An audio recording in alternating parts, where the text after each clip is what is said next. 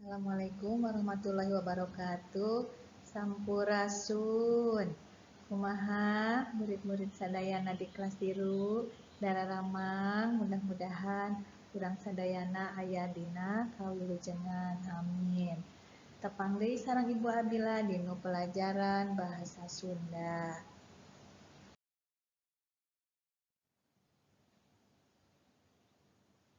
Dinten ieu urang diajar pangajaran 2 ngeunaan pengalaman anu dipikaresep.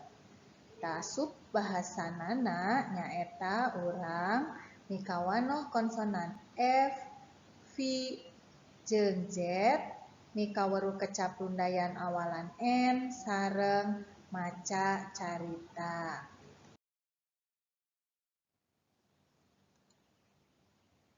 Mikawanoh konsonan F, V, jeung Z. Tah, konsonan F, V, sareng Z teh langki digunakeun dina kalimat tapi salaresna seueur nya kecap-kecapna.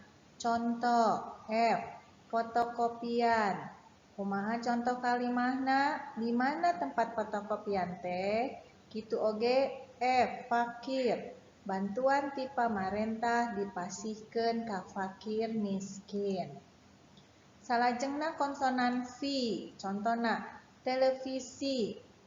Bapak nonton main bal di televisi. F, vaksin. Ade di posyandu disuntik vaksin. Teras Z, zakat. Abdi diajak mayar zakat ku bapak. Salajengna jam-jam. Waktosipun bapak uih ti Mekah ngabantun cai jam-jam. Tah eta konsonan F, V, Z, contoh kecap-kecapna sareng contoh kumaha ngadamel kalimatna. Biasanya sadayana ayeuna urang teraskeun ka kecap rundayan awalan N. Naon anu dimaksud rundayan?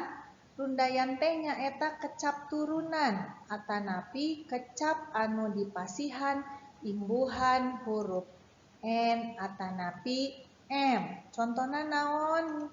Misalna tulis janten nulis, bawa janten mawa, beli janten meuli, itung janten ngitung, seuseuh janten. Nah, ayeuna contoh kalimah anu make rundayan N. Misalna tewak janten newak, hayam ditewak ku jajang. Jajang newak hayam di buruan. Kitu contoh kalimat. Nah, kumaha nu kadua? Jieun nyieun. Kandang dijieun ku Dani. Dani keur nyieun kandang. Tah eta contoh kalimatna.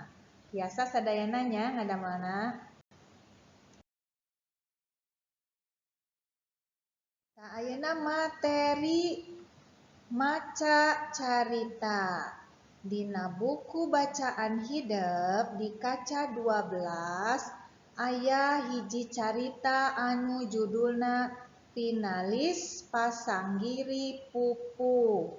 Carita ieu aya pakaitna sareng hiji pangalaman anu pikaresepeun anu ngagumbirakeun nya. Mangga ku hideep dibaca sing bedas tong hilap gunakeun lafal anu bentes atanapi jelas, lentong jeung ekspresina oge kedah anu meurena. Mangga dibaca caritana tiasa di video, mangga engke videona dikintunkeun ka Ibu.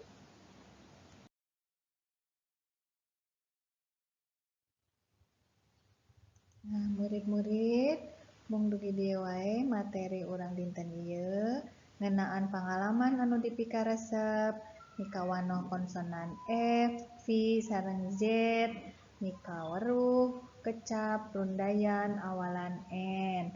Mugi-mugi sadayana atos ngartosnya. Tepang deui sareng Ibu minggon payun. Assalamualaikum warahmatullahi wabarakatuh.